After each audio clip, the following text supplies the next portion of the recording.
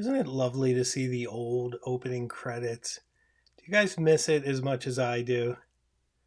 I do a bit. So, welcome everyone to the live Hemingway Jones Pen Show. And why do I do it live? You know why I do it live? Because I really want to be close to you guys. I want you to have access. I want you to be able to ask me questions and get immediate feedback. I want to be able to have a conversation directly. It's really important that we stay in touch. It certainly helps to keep me going on this channel. And speaking of helping to keep me going on this channel, I want to extend a very warm and hearty thank you. Thank you for this week of Thanksgiving. I am extremely thankful to the members of this channel. Thank you very much for your support. You guys keep the lights on with this channel. You keep me motivated. It's not easy being a small channel on YouTube. You don't get a lot of support. They don't really push your videos. If it wasn't for you members, I wouldn't be here. So I really appreciate it. And you guys know how much I lean on you. I'm always asking you questions back in the members section, and I hope you're enjoying it. I think we have a lot of fun. You definitely get to see things first and all that, but I really wanted to make sure that you knew how much it means to me that you're here. I always check all your names and I know who you are, and I really appreciate it. So if you'd like to join us, we few, we happy few, we band of brothers and sisters, then go to www.youtube.com/HemingwayJones/join and join this channel. Be you never so vile, joining this channel will gentle your condition. It would be lovely to have you, in all honesty. So I see all the usual suspects are here. Some of them are the members of this channel. Thank you. Lovely to see you all. Always lovely to see Wolverine 3660 here, because we worry about him. We got to keep our eye on him. He's accident prone. So we're going to keep an eye out for you, my friend. So we have an interesting evening in store for you. I'm going to try to do it all within an hour, but you guys know how that goes. But we're going to do our best, trying to keep the lives to an hour. Feels a little funny not having a guest. We had a great time with Brendan Schmidt of Atlas Stationers last week. I hope you got to see that. If you didn't, the playback is still available. I keep all my lives out there for you to watch, and I hope you catch them on the playback. Brian Holzer, that is out there from Estherbrook. Wonderful conversation. So, love to see that. So, some of the things I want to talk about, I thought I would go over some recent acquisitions, some things I'm thinking about, some things we're working on. And then I would like to get into the meat of the channel, of the evening rather, and that's what kind of, let's call it the unifying theory of everything. Why I created the channel, how I got into fountain pens, how fountain pens and journaling literally saved me, why I needed to be saved, what happened, what made all this happen from the very beginning. And I'm going to go through it at warp speed, so we're going to make it a lot of fun. And I just really want you guys to know how important all of this is to me, how passionate I am about pens, inks, journals and journaling and writing and all those things that you guys see me speaking about on this channel all the time. And as you know, I do everything on this channel. I do everything but film. My wife is the wonderful walking gimbal, as I call her. She's got very steady hands at using the camera. Does a fantastic job with that. But I write all the scripts. I do all the research. I do all the editing. I have to learn all this software, all of this. So what motivates me? And I want to give you that story. I think you're going to find it really interesting.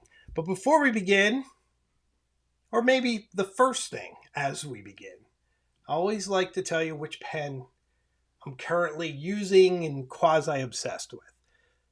Do you guys recognize this one? This is the ongoing love affair, and sometimes we're on again, off again relationship between me and the Montblanc 146 with the calligraphy nib. So I've taken to writing with this again. And it's that whole, let's call it the whole cycle of me writing with the other flex nibs I've been using lately, like the SD Flex. I just did a video on the SD Flex nib. I filmed it in Newport, Rhode Island. It's a lot of fun. If you like sea shanties and fountain pens, then please make sure you catch my review of the SD Flex nib. It's really wonderful. So, using that, and then I gravitated over toward this. And as you guys know, I was kind of disappointed in this because I was really expecting a Waterman 52.5 style soft flexible nib and not a more firm flex that you get with this. Now that has certain advantages, so I get why they did what they did. This is a wonderful tool for producing Spencerian and, let's face it, calligraphy writing. I mean, that's what it's called. It's a calligraphy pen. And it does the fat, the thin. You can do those embellishments as if you're a founding father trying to sign the Declaration of Independence. You could certainly do that with this pen. It can mimic a quill, right? So I've had a bit of disappointment because I was expecting a nice soft nib because I had previously bought the Montblanc Egyptomania, and that has an incredibly soft nib. And I just expected that with a modern flex coming out of Montblanc, that it must be similar to the Egyptomania, but have line variation. But boy, was I wrong. So I was a bit shocked. At first, the first time I used it, I'm like, boy, this thing, you really have to weight your hand. But that style of writing is created around that. I'm taking some calligraphy classes from Montblanc right now, trying to carve out time for them on the weekends and whatnot. And you do the strokes and you lean in at the bottom and you're sort of painting your letters by different shapes that you go from thin to fat. And that's what this is designed for. It's not one continuous cursive, unbroken word where it goes from fat to thin. That's not the intent. Now, what I have discovered is that you can write with this as a fine or extra fine nib very, very effectively. It's very smooth and has a very light touch, and it's a lot of fun, and your writing looks great. And then similar to the SD Flex, if you want to lean into it here and there for emphasis, as if like you're doing your signature and you have a Y, you can lean into the wide part of the Y. Or if you're putting an exclamation point at the end of your sentence and you really want to make that point, you can do that with this. So that's sort of my rediscovery of the Montblanc 146 with the calligraphy nib. And a few other things to say before I move on to other topics. I really like the dimensions of this. It's more elegant than the 149. It has a nice sense of balance, and I kind of like the smaller nib. Sometimes you just want the 149. It's got so much presence. And I think you've heard me use the phrase in my videos, who am I when I use this pen? And it's because, well, actually, we'll get into that when I talk about the story of my life and whatnot. But a lot of it has to do with how I'm portraying myself or what I see coming up in my day and what I need. What is the tool I need? Because these are sort of like brushes, and we're going to paint the story of our lives as we stroll along and have our day, and we need the right tools. This is a great tool for that. So, certainly comes in handy. So, very good. I see a lot of really lovely people. Once again, Wolverine's here, John Manuel, Simon, Judy Anderson, who's everywhere. Love to see you all the time across platforms. Thank you for being here. Also a member of the channel. Thank you for that. See, Shaq MD, one of my favorites here as well. Oh, making a good point. I'll put it up here on the screen. Shaq MD mentions that it loosens up over time. So that's probably another part of it, that it's really not broken in yet. And you kind of have that sense of like buyer's remorse. And I set it aside for a bit after I did the review, and now I'm back to it. So it's fun, right? These pens, these writing instruments, we have a relationship with them. Sometimes we love them, and sometimes we don't know how we feel. Now I'm going to tease you with something else. This Thursday is a very special event. It's Thanksgiving, and I've debated whether or not to put up the Conway Stewart review or not, because I don't know how many of you are going to be around, but I'm hoping a lot of you will be around. When you're eating your turkey, think about the Conway Stewart review. I have it right here in the Conway Stewart sleeve. The review airs Thursday at noon. So I went back and forth. I was thinking maybe I wait till Saturday, but I think come Friday, everyone's going to be shopping. If I put it up tomorrow, I think everyone's traveling. So I think Thursday's an okay day. Maybe some other people won't post. Maybe it'll get more notice. Because as I said, small creators on YouTube, we don't get any kind of support from the app. It doesn't boost our videos. It doesn't suggest them to people. So they just kind of languish out there. So it's all of you that have discovered me one way or another. I cannot tell you how happy I am to have you here. So thank you. Thank you. Thank you. So let me give you a peek at this. You're going to see a lot of it on this channel because I did the review. I love the sleeve, by the way. I did the review. I am so proud of it. I hope you guys enjoy it. That airs Thursday at noon. It is a documentary. It's a pen review, and it has a real big emotional punch. I don't know if you guys noticed, but I'm trying to put a lot more heart into my reviews because I think if you just come for a pen review, it can get very repetitive. It can get a bit boring if you're just hearing me ramble on as I'm sort of doing right now. But and then maybe it cuts away and you just see my hands and then I'm writing with it and I'm telling you it's smooth and all that. If it doesn't have a connection to you and it doesn't have a bit of an emotional punch, I'm not sure it would stay interesting and stay relevant to you. So I think this video is going to blow you away. But let me give you a peek at this. I'm going to try not to say anything about it because I want the review to do all the talking, but this is it. And then in the future, what I'm going to do is I'm going to do a live that's like an episode. And I think as part of that, I'm going to review this again during the live. And then you can interact with me and just ask questions while I go. Now, I don't know how I'll handle the writing bit. That may be a little bit logistically complex. I don't know how to do a 2-camera live yet, although evidently I can use my phone as another camera. But you guys, I'm trying to learn this stuff, but give me time. So it might just be a single camera, but we'll worry about that. But I'm going to do it again, and I think that'll be fun. We can sort of do an interactive Conway Stewart live as well. Okay, so that should be fun. Let's see what you guys are up to in the comments. Oh, see some love for the Conway Stewart, which I appreciate. I really hope you guys like the review. I think it's a lot of fun too. So let me kind of get you up to speed with some things I'm working on. I once again have sort of contradicted myself.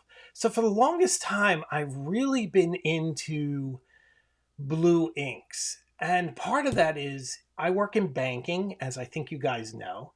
And in the banking world, we historically have always signed our names in blue ink, just to differentiate from an original document and a photocopy back when you didn't have color copiers. So black ink sort of took a back seat. At times I didn't even own any black colors. Now I probably have, up until this week, I think I had maybe 3 different blacks. I just bought 2 more.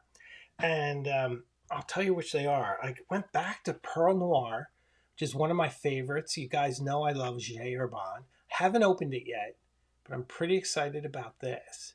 So that's one of the colors. And then the other one was a bit of a surprise.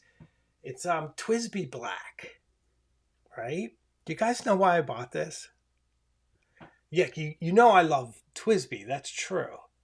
I bought it because the bottle's so cool. It was purely because, actually, it also on paper, it looked like a really nice Absolute Black, which I was really excited about. But I just love this bottle. I mean, isn't that just amazing? I think it is. So, why black? It's really funny. What happened was that the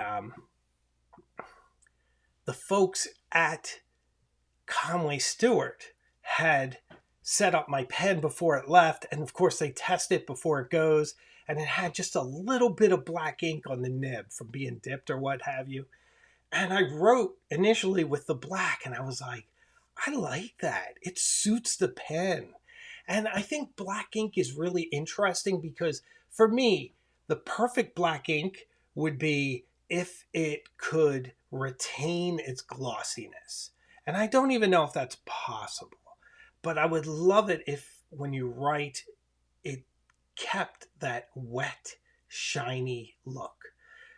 As you guys know, as you write, it looks that way. So if you just sort of enjoy it in the moment, and I do, I enjoy it in the moment while I look at it, and I see it's shiny and reflective and really beautiful, and then it dries to whatever character of black it has when it dries, and that's fine. But if such a glossy black ink exists, let me know, because that's my ideal.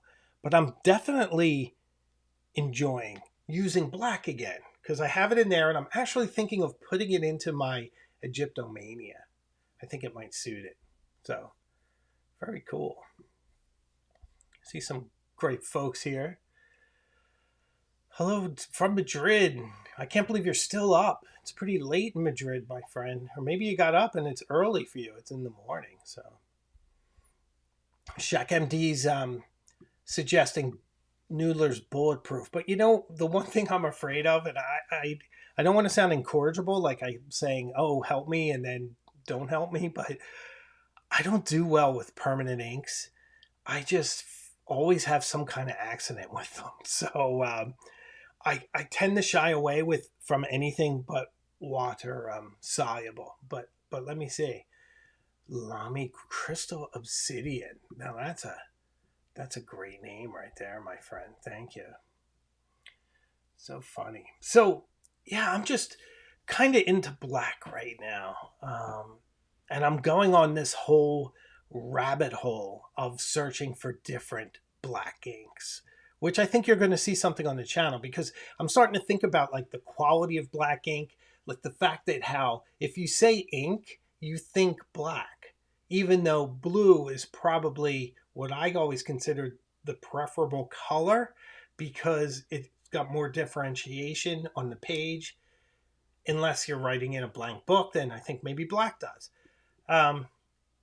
So it's interesting, like a squid ink, I guess, is kind of brownish black, but it looks very black in the water. So the ideas of ink are very black. I mean, there's a cliche in writing where people say inky black, which is almost redundant because we think black when we think ink. It's interesting, right? I think it is.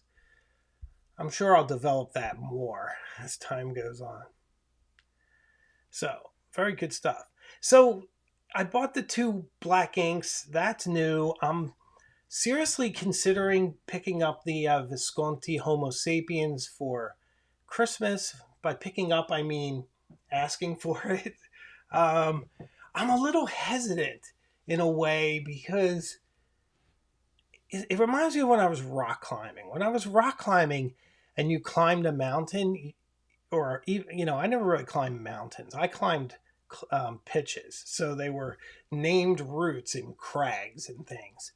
I hiked a little, but I was never a big mountaineer. I was more like a crag climber, like the Gunks Boulder Canyon and El Dorado, Rifle. I climbed places like that.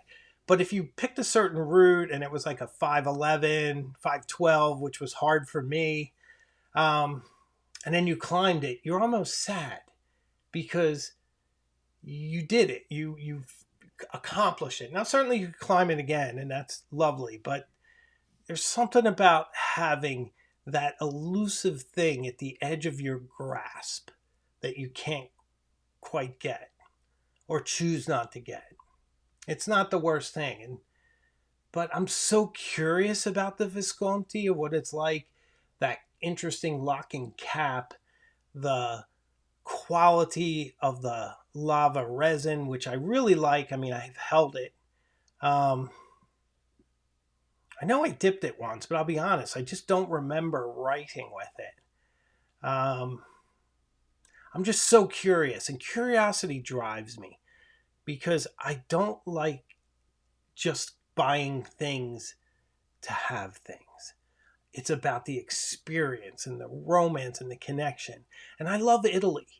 I spent a lot of time of my life in Italy, and I think I have one Italian pen, maybe two. I need more Italian pens. So I'm rationalizing it. Do we all do this? I think we do. So Simon is a fan of Boulder Canyon, very beautiful place. John Lopez says, sometimes Visconti fountain pens have nib challenges. Very true. But, what I would do, John, and what I would suggest you all do, if you go to buy a pen like that, you call up Brendan at Atlas Stationers and you say, look, I want a Visconti Homo sapiens. Can you please test it for me and make sure it's okay before you send it? That's one of the advantages of working with a very reputable pen shop and having friends. And you guys are now all friends with Brendan because you've watched the live. You know the type of guy he is, just call him. He's fantastic. And I'm sure other shops would do the same. I imagine Goulet would do it, and pretty much anyone else. So, a suggestion for an Aurora pen. An Aurora is very tempting, and I think Deltas are Italian as well, right, Mara? So that is very, very, very tempting. So, there's so many different options with this hobby, and I think part of the beauty and the fun is just exploring all these different possibilities and these different options. So, Simon lives 30 minutes from Boulder. Yeah, that's great. I haven't been to Boulder or Colorado since the 1990s, the late 1990s, but I really like it there. It's a beautiful place. I spent a lot of time out there climbing and camping, and a lot of time in Boulder. And my friend lived in Denver too at the time. So very, very interesting. So the reason I called this live, sort of like my crazy life and how fountain pens saved me. I just thought that I dispel some of the notions that people may have about me and sort of give you a quick insight into who I am, why this channel is so important to me, and why pens are so important to me, and why I view things the way I do, why I structure my life the way I do.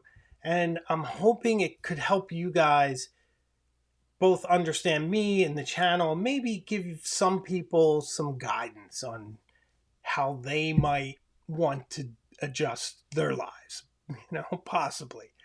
So consider it like an old guy that is trapped in an elevator with you and they're about to give you some really lengthy advice, but we'll make it interesting and fun.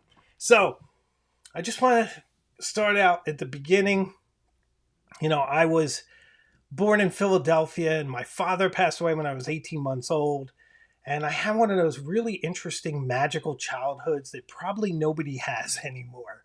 I was like one of the members of the Little Rascals, where we were just feral city kids living, in row houses, and our parents didn't really keep that much of an eye on us. We left when early in the morning, and we didn't have to come back until the street lights came on, which in the summer was probably 8 o'clock. So we had a tremendous amount of freedom. And I'm talking about when I'm like 6, 7 years old. So like we used to explore places far away. We used to ride on the back of trucks and go to different neighborhoods. We would walk with older people to get on the train and look like we were their kids. And we would just walk under the turnstiles sometimes and just go to a whole different part of the city. And in those days, you could get on the L at K&A without getting killed. It's not like that now. You should see it. So it was just like this really interesting, magical childhood, but kind of came to an abrupt end when, my mother remarried, and she had to do it. I mean, because she's a single mom with a husband who had passed away. And then, here we are, two boys, my brother and I, and, hardly any food and a really kind of rough place to live, the whole 9 yards. So she remarried one of the neighbors, and then my idyllic childhood abruptly ended because he was one of those people who was suffering like terrible post-traumatic stress disorder from the things that he had seen in the Korean War and probably his own childhood growing up in the Great Depression. People a few generations back suffered terribly to an extent that I'm not sure we all understand. But regardless, it had one of those effects on me. And I won't go into detail, but just imagine having a really great childhood, loving childhood that kind of turned into a really horrible, abusive, police over the house all the time, scary, afraid to go to sleep experience from the time I was 7 until 20 or something. So it was just really kind of rough, awful childhood. So we moved out of Philadelphia, moved to a South Jersey suburb where my mother's actually still lives. And I think in my mid-teens, I started to really withdraw. And instead of sort of pushing myself into the really kind of things I was really into, because I took refuge in other things, I became kind of contrary. Whereas my family was really into sports, I got into books. I used to really not just read voraciously, but almost enter fantasy worlds of books. And I was like, anything I could do to sort of tune out my family and my family life. And I think it was an escape for me. And it was also probably where a lot of who I am now was created, because you have a certain feeling of shame when your family isn't loving like your friends' families.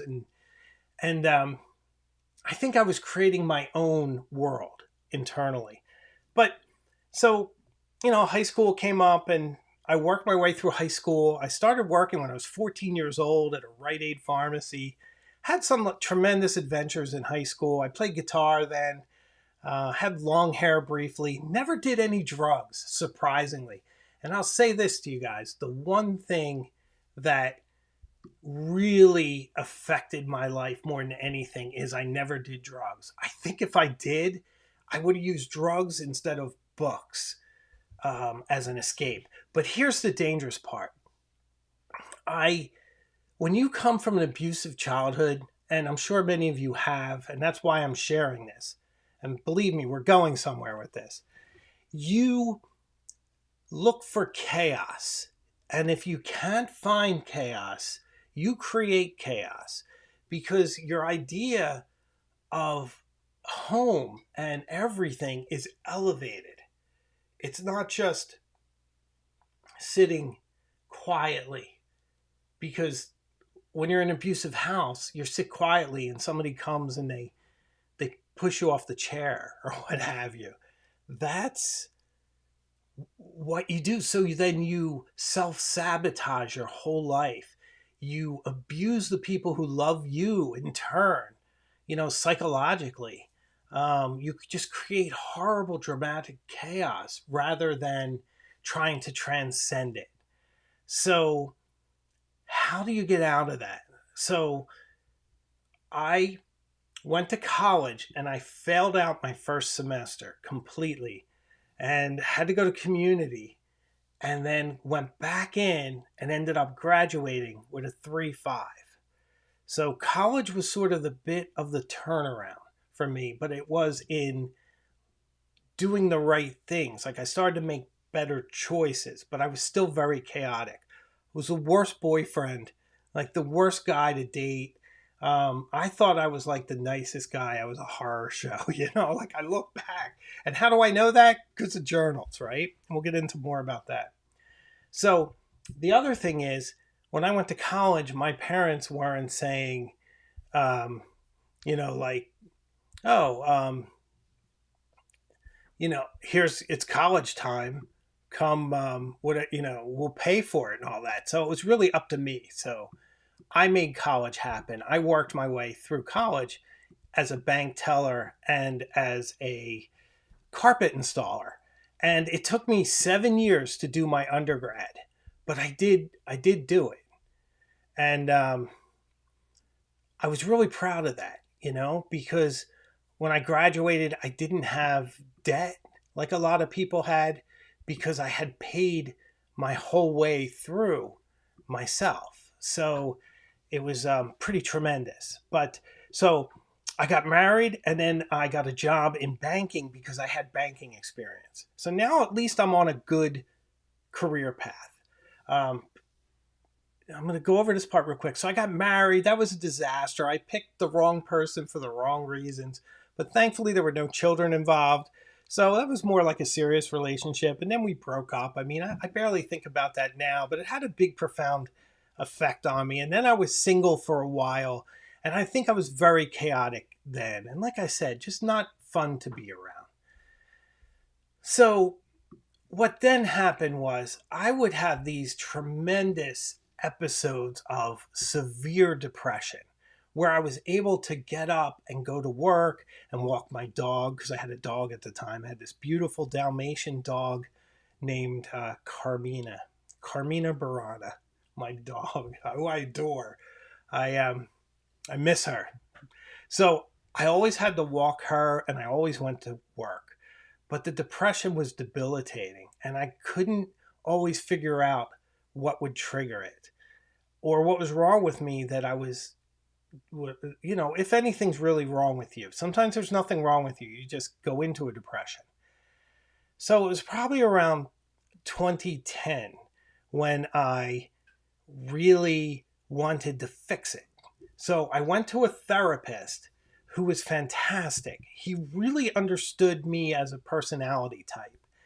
And he would give me action items and say, don't think of things like you're the problem. Just think about things as if there's a problem and you need to solve it. He gave me little exercises like that. And then I started to write them in my journal and start to really think about it. And that's where the idea of psychology and journals started to meld for me. Now, I'm no psychiatrist, I'm no psychologist, I'm not pretending to give you any kind of medical advice. I'm just relating my personal experience and how it helped me. So I started to go back through my journals and really look at the patterns of my behavior, which I always chose terrible people to hang out with. And then when it didn't work out, I was devastated. And it's like, what did you think was going to happen? Like, I would never do that now, So right around the same time, I met my wife. So it was really those two things, journaling and my wife, who I have a connection with her that's so strong. I was willing to make sure that none of that chaos came into this. But it's not something you can just turn the switch. So it took me a few years of working really hard. And I used to shut down completely where I couldn't even speak. And I'd have to drag myself out of these mental cages I had put myself in just to articulate what was wrong with me or why I was hurt.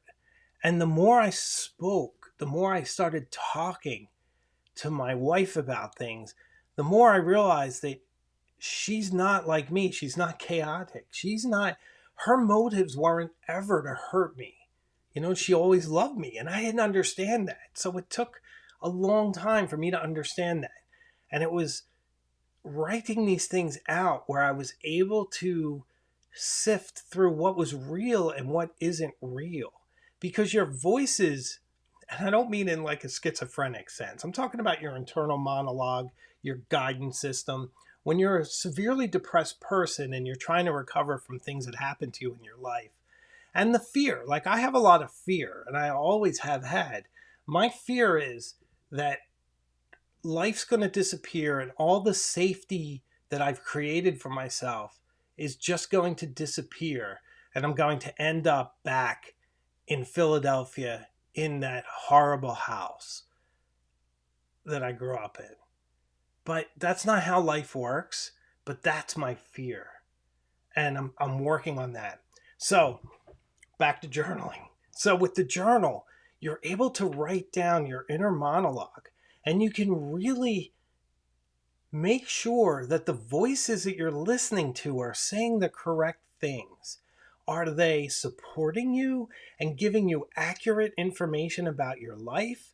Or are they trying to bring chaos into your life and to self-sabotage you for whatever reason? Maybe you're self-flagellating, where you feel like you have to torture yourself and punish yourself for things that happened in your life. Or maybe you were like me. I'm a little bit of that, but I'm also mostly probably just trying to self-sabotage and create chaos. So journaling and writing, and I wouldn't probably, without one, there wouldn't be the other, right? So I started journaling in earnest. It really got me into fountain pens. I wanted my handwriting to be beautiful in my journals. It's not. It's okay. Without that, I don't think I would have ever untangled this knot. I don't think I'd be the person I am now. And I'm not sure this marriage would have lasted. I might have been like the same jerk and like ruined it. I don't know. I mean, the other thing too is once you have a kid, right? So this is very important. Like I have a 5-year-old daughter. If things have happened to you in your life, terrible things, and you know that terrible things have happened to the people who did terrible things to you, you get to the point where you have to decide, do I pass that on or does it end with me? So you have to be a hero and push through what you've been taught and your own nature to craft someone that doesn't act the way you've traditionally acted or responded. So with my daughter, it was very important that she not know any of that stuff or see it, like see me go off or anything else. And I think that keeps you on the right track too. And another thing I should mention too is like my whole like who I am as a person is entirely self-created. My family is nothing like me. My brother's a little like me. He's just more sports oriented, like where he's really into sports and things, and he's really into movies. I'm really into literature, poetry, and different movies. But the rest of my family is not very much like me. So I created this. I created a persona I could live with because I didn't want to be associated with where I'm from. Because it was too hard. It was too hard to think back. Now, thinking forward is much better because the greatest gift that I was able to provide is a warm, safe, loving house for my 5-year-old daughter. She'll never know unless she reads my journals, which I guess one day she'll know. But during her formative years, she'll just never know what happened. And she's in a totally different place which is pretty wonderful. Um, so along that path, while all the abuse was happening when I was a kid, and even some of the chaos later, I would take refuge in these little moments. And it sort of reminds me, have you ever seen Terrence Malick's The Thin Red Line, the movie, where they're in the Pacific and they're fighting, and right before they have a battle, they're in like it's not really a jungle, it's kind of jungly. And suddenly the sun comes out, and then the light passes over the grass, and the wind is sweeping it, almost like when gladiators walking along thinking of Elysium, that kind of a moment right before the battle. And they're the lead, the point of view character sees this, and in that moment they're sort of transfixed by the beauty, and then the chaos erupts. So for me, beauty has always been a refuge. It's been the place where I hide, where I think and I contemplate. So I take joy in little things like pens and writing and inks. That's what I connect to. And I think that's the basis of this hobby. Even now, it's not about showing off or one-upmanship or having more toys than somebody else has or having people think I'm cool. I don't think a lot about what other people think.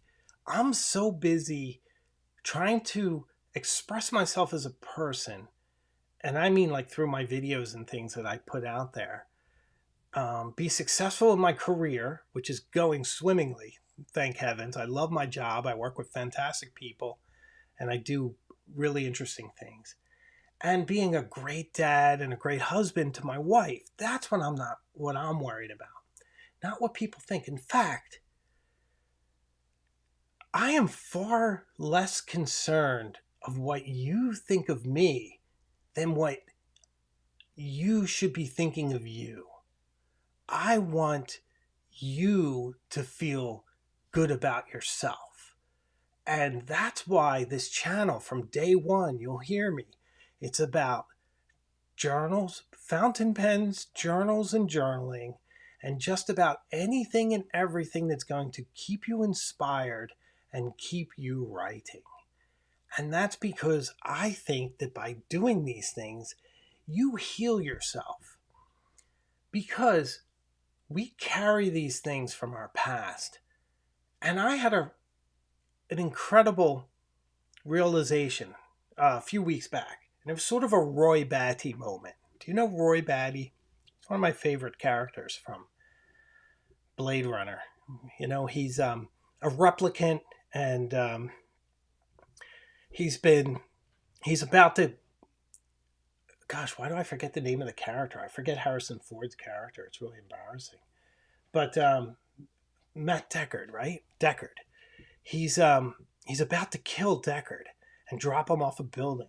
But then he realizes that life is precious because it just doesn't make a difference at that point. And he does that speech that evidently Rutger Hauer wrote himself, that, you know, I've seen things you people wouldn't believe. Attack ships on fire off the shoulder of Orion.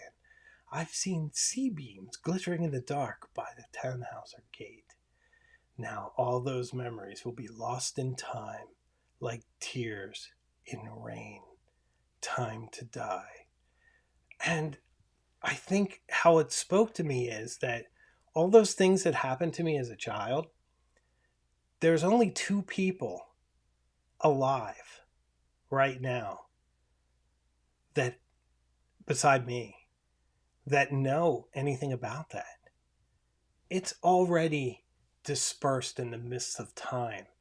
So the only power it has is the power that I give it and animate it. Oh, Kaylee says Rick Deckard. Thank you. I appreciate that. I got the first name wrong. So if you've been carrying a burden like this, try not to. Try to put it down. because in many cases, you're the one animating it. So I don't want to go on too long with this, but I just thought it was important to say because I want to make sure you guys know I'm not someone who was born wealthy and was given everything. It was really quite the contrary. I came from a very tough part of Philadelphia. Slightly, it was nicer then than it is now where I was from. Fought my way up, worked my way, even in high school, I had a job. Worked my way through college, didn't have any student loans because I could pay for it then. Rutgers in the 1980s was $5,500 a semester. So you could pay that if you worked in a bank. I worked at a bank as a teller. And then, of course, I got my first job in the early 90s. I made $26,000 a year, and I thought it was like all the money in the world at the time. And then I just worked really hard my whole life and made the best choices I could. Always saved. I had debt for a while, tremendous amount of debt, and hated that. I felt like debt is like death. It just prevented me from being free. So I hunkered down. I lived incredibly cheaply, and I paid off all my debt, and I never had debt again. So we have no credit card debt. We have the mortgage, but I mean, it's silly to pay off your house with cash. So, and it's 3%. So, let's be honest. But credit card debt, no. I do put a lot on Amex because I get points and then I use it for stuff, but I pay it off every month. So I make sure that our style of living is structured so that at least 20% of our income, at least, goes into savings. So could we afford a bigger house? Yes. Could we have fancy cars? Yes. Do we? No. And will we? No. Because I don't need them. I love our house. Our house is charming and it works. I mean, I have a wall of books. What more do I need? We're 3 people. We don't need 3,000 square feet, especially in Massachusetts, where that is very expensive. So, if you're lucky enough that you've worked hard enough to get to a certain point in your life, try not to get carried away and over leverage yourself because you're trading away too much of your humanity in exchange for homes and cars. Make sure you're safe, make sure you're warm, and make sure it's loving. And make sure you have extra money so if you want to go to Italy, you want to go to England, you can just go. If you want to buy a fountain pen, you can. And the other thing I have going for me is I'm old. I'm an old guy. I'm not 25. I'm 55.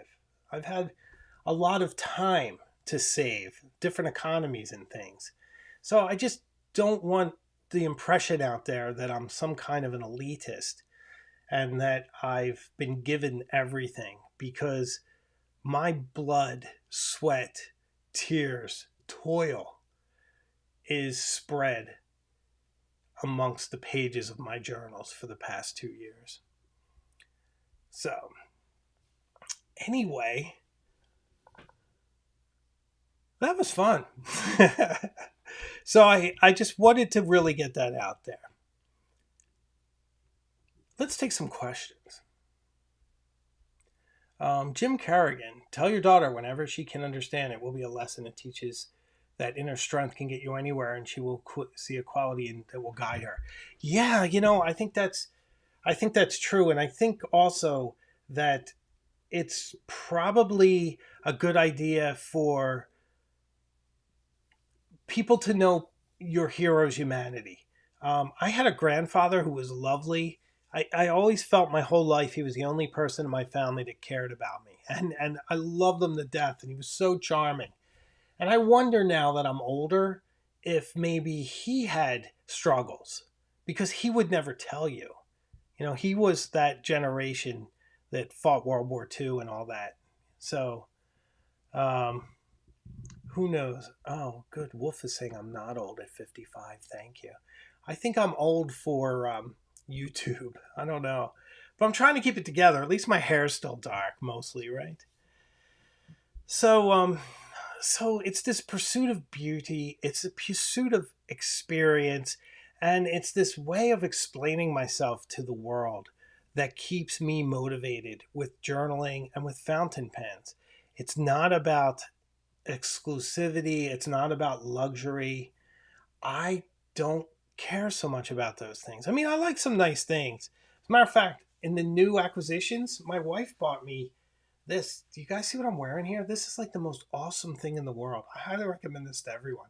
So my wife bought me cashmere sweats. So I'm wearing sweatpants right now. I don't wear sweatpants. In fact, here's a fun fact about me. I haven't worn sneakers in 10 years. I own them. They're somewhere in here. I don't know where they are. But I don't wear sneakers. I wear like boots, or I wear shoes. I wear Doc Martens. I don't wear sneakers. But I also don't wear sweats, but evidently I do now. So cashmere sweats, it's so comfortable, so cozy. And it looks very presentable, even on camera, I think. So ask for it for Christmas. It's pretty great. Wolverine says 55 is the new 25. I certainly hope so. Because the one thing about being 55 I don't like is that the clock ticks in regards to my daughter, you know? I mean, not to be too morbid.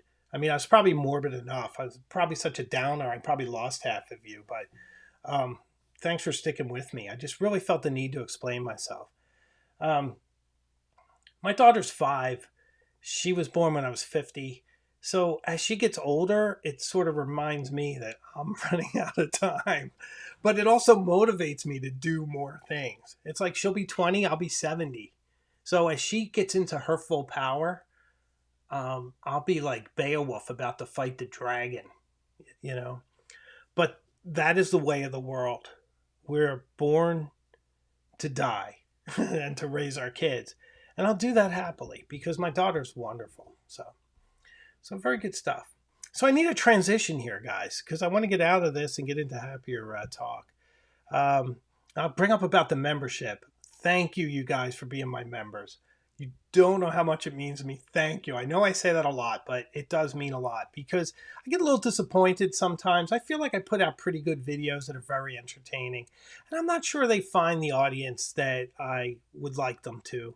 And I mean, thankfully, I don't rely on YouTube for my living. This is just a hobby, but it's a fun hobby, and we all want to be recognized. And I don't know about you guys, but I think some of these videos are really entertaining, and they're different. And I think that more people would appreciate it, I think, if they found the channel or gave it a chance. And I'm not sure that it's got out there, but I think it probably takes a long time too. It's only been a little bit over a year. But you know, my motivation is just to share with people. I don't pretend to have all the answers. I just give you my opinion as honestly and poetically as I can because I want it to be entertaining. So I appreciate it. Oh, Pompadour says, thank you for sharing your life story. You pulled yourself up by your bootstraps, made good choices, and have a beautiful and loving family. Thank you. Thanks, man. It's like, it's a saying I have. It's, you're the sum of your choices. So if somebody says, who are you? You're the sum of your choices. So if you want to change who you are, change your choices. Lives don't change quickly. We're a bit like ocean liners. We're like the Titanic. You want to steer clear of the icebergs, but you're not going to move on a dime with your life. You're going to move gradually, and those are your choices. Make better choices and try to be conscious and try to examine the advice that your conscience is giving you and make sure it's good advice. And use a journal. I always have a journal near me. Right here, you know, always near me. And by the way, guys, I have this many pages left. And it's almost new journal time. And the sad thing is that Bottega Obscura has taken a leave. So what am I going to do? What am I going to do without them? Well, fortunately, I do have 2 more that I haven't used yet. But I do feel like I need to get some because I feel like I'm going to be lost without them. So Wolf loves my videos. Thank you. Well, you know, that's the thing about getting recognized. Like, YouTube's fun. You kind of want to get people to subscribe and follow along, and you want your videos to get out there to more and more people. But at the same time, we have a great group. And the members, especially, like, you guys are awesome. You're so fun back in the member section. And when I ask you guys for your opinions, I get awesome, well reasoned, good advice because I consider you the producers of this channel. You're definitely putting some money up, which I appreciate because, like, this software is expensive and, you know, pens and things. And sometimes I buy my own pens for the channel. All of that gets pricey. So I appreciate it. I do. But, I do a lot of it for you guys too. Like the Conway Stewart review. It's so good. And I think I'm projecting a little in this. So guys, do me a favor. When you watch this on Thursday at noon, the Conway Stewart review, and I'll show you the pen again. What I want you to do is see if you can see where I'm projecting. After what you just learned this evening about me, see if you can see a little of me in the video. But the first time I watched it, I wept a little. I mean, for one thing, I was really relieved because I had a vision of how I wanted it to come out, and I was able to accomplish it. And then the second part was it has this emotional punch to it that I wish I could put in every video. I think it's in a lot of them. Even the SD Flex video, if you guys just watch the one from Thursday, it has the whole bit with the sea shanty. And it's not like directly emotional, but it works within the context of the video. The one in the Conway Stewart is going to rip your heart out. I think it's just so... I'm sounding immodest. I'm just really proud of myself. So give me some slack because I'm just really, really, really proud of myself. Evan says, you seem like such a pleasant person to talk to. So much wisdom to absorb. Would love to meet you someday. Oh, thanks, Evan. Come to Massachusetts. I'm happy to meet people. The only problem is I live in the middle of, I live like in the western part. I don't know, well, you know, it's so funny, western. I lived in Boston for so many years. If you guys know where Concord, Mass is, I live somewhere around there. So it's not easy for me to get into Boston, especially with a 5-year-old. But if we're in the same place, I mean, please say hello. A couple weeks back, I went to the Antiquarian Book Fair, and somebody came over and said hi, and they were like, I'm here with my boyfriend. He's too afraid to come over and say hello. I'm like, why? Like, I'd love to talk to him. I'll talk to him. I love talking and meeting people. It's part of the reason why I do this. So if you ever see me out and about, say hello. I'll enjoy it. Okay, let's see what we got here. Oh my gosh, MN from Tokyo. Hello. Thanks for sharing. Do you think you'd like your daughter to go through struggles like you did? Calm waters don't make good captains, sort of thing. Yeah, you know, MN, I don't know. It's hard, right? There's that saying in the Middle East too, where I think it's the Sheikh says that my grandfather rode a camel, my father drove a car, I drive a car, but my grandchildren will ride a camel again. And the thinking is, and I don't know if this is an apocryphal story, but it's a good story.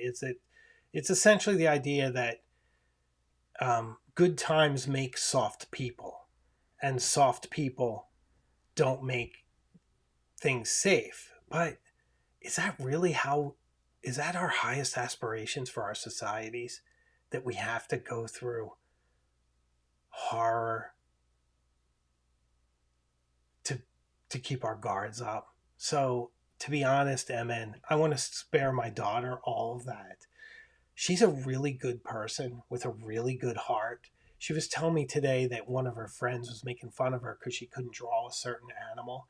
And she was saying that, yeah, my friend was making fun of her. She's like, well, that's not very nice. She's like, so I just walked away. And I was like, I'm really sorry that happened to you. But sometimes people are mean for sport. I'm really sorry. And she goes, that's okay. I have my other friend. And so she seems to really adapt. But like, I would not want her to go through anything like I did. In fact, there's already money set aside for her college. I mean, the safety net for her is being knit right now. So, but it's an excellent point, and I know the feeling. So thank you for that. Techno Raptors, pumped for Thanksgiving. That pen has beautiful fall colors to match it. Yeah, it really does. I didn't think of that. It's very yellow and tortoiseshell in person with the black. So it's like yellow with pearl flakes and black. It's really cool. Matter of fact, I said it earlier. I'm going to do a live review of this in a couple weeks so that you guys can interact. And I'm going to do some other live episodes as well. I thought maybe I'd do something like top 3 fountain pens with weird features, something like that, and do it live, or top 5 budget fountain pens. And then you guys could talk to me while I do it. That would be really cool. And I'm also looking for more people to do interviews with, even though they don't do that well. You guys tend to not enjoy the interviews as much as when I do it myself. But I feel like the variety is good for the channel. So we'll see how that goes. Oh, my buddy Shaman's here, I think. Nice to see you, my friend. I see you, S. Sani. Always fun when good people are here. So once again, you guys, you can join the channel if you like. Come behind the wall and see what's going on behind the curtain. So John Manuel says, makes you want to watch The Darkest Hour. John, I reference that in the video, and I think it will. I think you guys will really dig it. It's very much on Churchill. Let me give you a little preview, and I can't show you, but I'll kind of tell you. So it has my intro pretty much in this spot, and then it starts a story about Churchill. And then it goes back into Conway Stewart and the history of them and how the pen came to be. Then it goes back to Churchill, then to the review. It's like that. It's knitted all together. And then at the end, everything comes together in a climax. So hopefully it should be good. Hopefully. So see you guys. Lots of fun. Hi, Mara. Nice to see you. Daryl Morris, if you've ever made it to the Vineyard, you should stay by and say hello. We go to Nantucket a lot, but I've been meaning to go to the Vineyard. I have a good friend who rents the Jeeps. When you get off the ferry, the Jeeps there? He's a friend of mine. And I've been meaning to get out there. So you may see me in the Vineyard. I think my daughter would love it, so... So good stuff. You guys, your comments are almost distracting. I'm like reading your comments, and I almost forgot that I have a show here to put on. But I think there's a lot of fun stuff coming up on the channel. We got the Benu pen, the Brown Orchid review coming up. I think you guys will really love that. But the big one is Thursday, the Conway Stewart review. You've heard me talk about this for months. The funny part is it only took me 3 days to edit it when it came to editing it, but I was in a trance. I was so excited to do it. So I hope you guys appreciate that. Oh, I'm seeing some love for the Thin Red Line. I'm glad you guys get my allusions. I like to use a lot of allusions to film and literature. I know you guys always follow me. Always like take a look at what I write in a lot of my reviews. Sometimes it's certainly not... the quick brown fox, right? People like to write that. I always write something original, or sometimes it's loaded with Easter eggs that have to do with the video. So go back in my videos and search for some of that stuff. It's super fun. I see some love for the interviews. I appreciate that. Oh, good. I see a lot of love for the interviews. Thanks. No, I appreciate it. I don't know why more people didn't watch it. The Brendan one was really good. And of course, Brian Holzer from Estherbrook, he revealed a lot of things that haven't been told elsewhere. So that was super interesting. So really good stuff. Oh, Daryl Morris is a Benu fan. Wolverine, I hope I can afford a new Churchill. I hope so too, my friend. It's interesting. I don't want to say too much, but watch it and we'll talk. You know how to get a hold of me. See a lot of love for Benu, so, and for Atlas. So very good stuff. So thank you, you guys. On this Thanksgiving week, I've gone over an hour. I could say more. There's so much I want to tell you. I'm going to make one more prediction because I'm going to forget. It's really random and out of left field. But my prediction is that watches, the stainless steel sport watch era is over. That people are going to gravitate more toward elegant, interesting, dressier watches. It's a total random prediction. I'm putting it out there. You guys can hold me to it. If you go back in my early videos, I posted about Rolex acting like cryptocurrency that was very prescient when I recorded it. So a lot of that has come to be. So occasionally I'm right about these things. So I'm going to put Technoraptor's comment up here. He says, "Happy Thanksgiving, everyone." Happy Thanksgiving, everyone. Love you guys. Always have fun in the lives. I'll talk to you all on Thursday after in the comments on the video. Should be really good stuff. So everyone, thank you so much for watching. If you're watching the playback and you made it all the way to the end, a gold star for you. Thank you. If you haven't subscribed, if you watched to this point and you haven't subscribed, please do. So thanks, guys. Happy Thanksgiving. I'll see you all further up the road. Take care.